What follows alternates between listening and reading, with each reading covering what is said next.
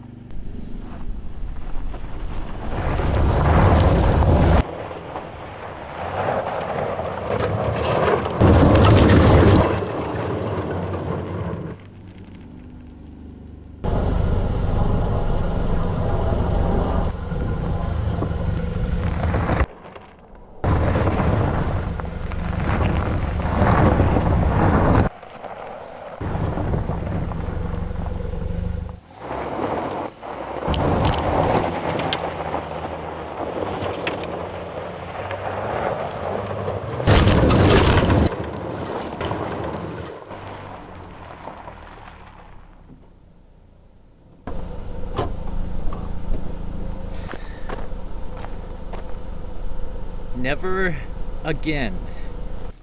So there's a couple problems with what I just did there. Most importantly, that road is now pretty torn up. So I'm gonna do my best. I'm gonna spend probably 20 minutes trying to fill in the holes and pack the dirt down, but I've damaged that road and it's now gonna be worse for everyone who drives on it. And it really should only be driven on by people who have 4-wheel drive vehicles.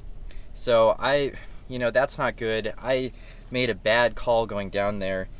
But also, that was terrifying. When I was reversing, I had very little control. I had to let off the brake to get the steer wheels to actually steer me. And I was just trying to control my speed and my trajectory, but it was very tenuous. It was very on the edge. And I think the reason I do this stuff is because I have this belief that people think they need 4-wheel drive when they don't. And people don't know what their vehicles are capable of. And I think I'm realizing that, 4-wheel drive is pretty awesome. It definitely comes in handy in a lot of situations.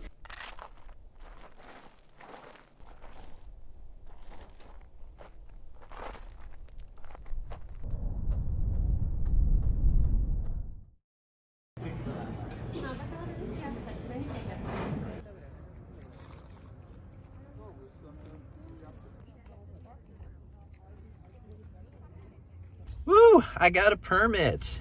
This is awesome. Typically, you have to book these way in advance, and it's in a lottery system, I think, so it can be really hard to get a backcountry permit at the Grand Canyon.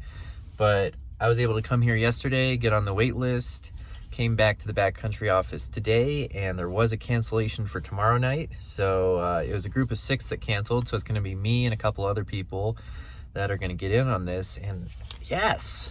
I'm so excited. I've always wanted to do this. Now it's time to get packed and deal with this. I'm gonna do my 35-liter pack. I'm gonna bring a minimalist shelter. And so what that is it's like a tent without the tent part. So I have poles, rainfly, and a ground cover, but no tent body, which I think will be fine. I'm trying to save weight where I can because there is so much elevation gain. Backpack. So yeah, by going with a minimalist shelter, I'm leaving this bulk and weight behind. And I'm just bringing footprint, poles, steaks. I'm gonna bring the steak bag. You could omit this if you wanted to save like a couple grams. And then rainfly. And this is not an ultralight backpacking tent. I've had this for a long time. It's the REI Passage one, and it's still a good amount of mass, but it's durable. It's served me well. It's been a real workhorse of a tent, and it was pretty affordable too. Yeah, by going with the minimalist shelter, I'm saving 1.45 pounds. So pretty good. That's a good amount of savings. Real ultralighters don't bring a pillow, but I went years where I would just stuff my puffy jacket in like a t-shirt that I tied up, and that sucks. It's really bad. I'm definitely going to bring a hydration bladder, one hydration bladder, and a Nalgene. Nalgenes are nice for mixing up electrolytes and measuring water for cooking and stuff. And it's just good to have a bottle no matter what. I would never go backpacking with just a bladder. The one thing I don't go minimal on is my first aid kit slash emergency kit. It's these two bags. And then this is the final optional item of my first aid kit. It's a SAM splint. It's good for splinting like leg injuries and stuff, so you can walk out with like a broken ankle or whatever. But this trail's really well maintained, and it shouldn't be like slippery or anything, and I'm gonna have trekking poles, so I think the odds of needing this are extremely low. And this is pretty bulky and heavy, so I don't always bring this. If I'm going up into like some loose terrain, class 3, class 4 terrain, then I definitely bring this with me, but not on a backpacking trip like this. Don't need stuff for a bear hang. This is my little stove. It's actually a pretty big stove, but whatever. I eat a lot, so it's nice having a big stainless steel thing to eat out of. Titanium. This is my titanium spork. It's so hard to clean. If you can get a polished titanium spork, it's a lot better, but these are awful. I hate this utensil, but I'm gonna bring it with me because it is so lightweight. I am gonna bring this as a food bag. They have food boxes down there for food storage, so I don't need to bring a bear can or anything or plan on doing a hang, but I just want to keep all my food together in that box because I think I might have to share it with others. So they say you should always bring spare headlamp batteries with you, but I'm not going to. I'm going to put fresh batteries in my headlamp, and then I'm going to have my phone, which has a light, and I'm going to have a power bank to recharge my phone. So I figure I do have a spare light. This is 8 batteries, and my headlamp takes 4, so I'm going to save 1.75 ounces by not bringing spares. And very importantly, toilet paper. So I still need to throw food, water, and layers in here. It's gonna be a tight fit. It always is. And that'll do it. A couple of PB&Js on bagels. Easy to get down and lots of calories.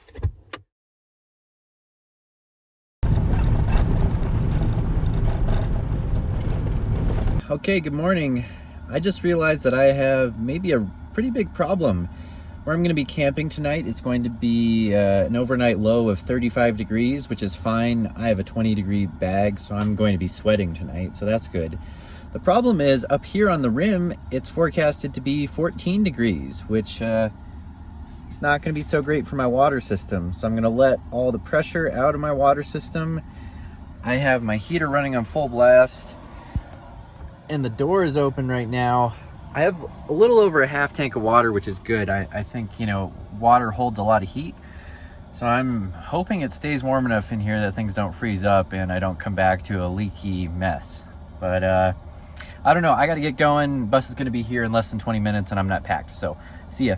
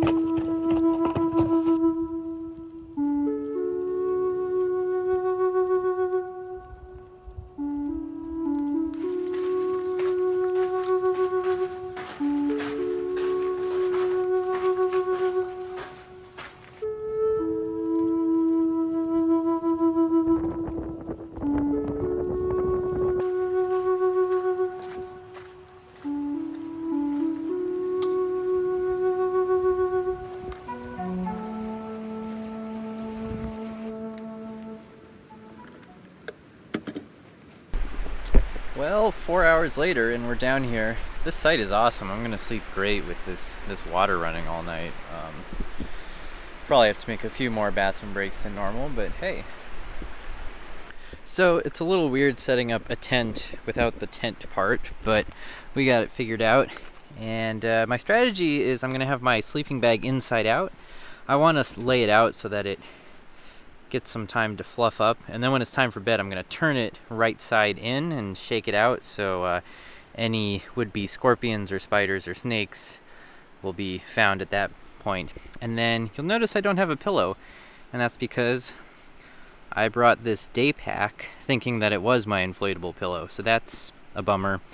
We can just improvise with a down jacket and stuff it in a shirt, but I really am going to be missing my pillow tonight.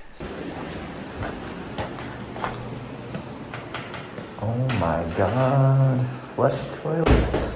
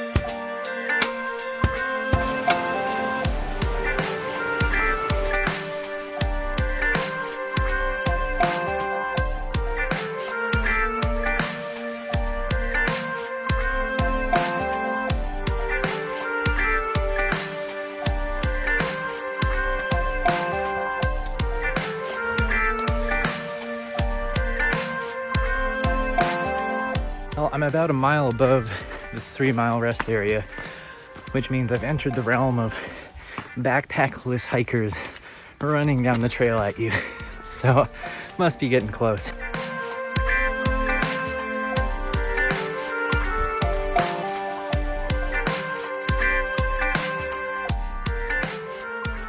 There it is. Pillow, day pack. Pillow, wait. I am toast. I got to the shower house about 5 minutes before last call, so that was super lucky. Yeah, I'm beat. So what are you having for dinner on Thanksgiving, Max? Well, leftovers. I know this looks gross. It's actually going to be delicious. It's like a poor man's peanut butter pad thai kind of thing. And I'm super excited. There's no way I'm cooking right now. I'm just way too tired, so that's it.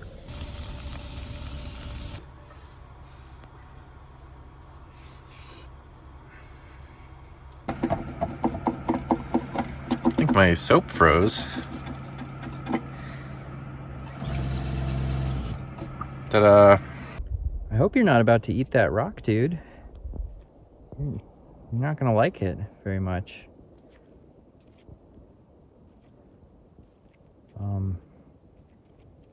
Okay.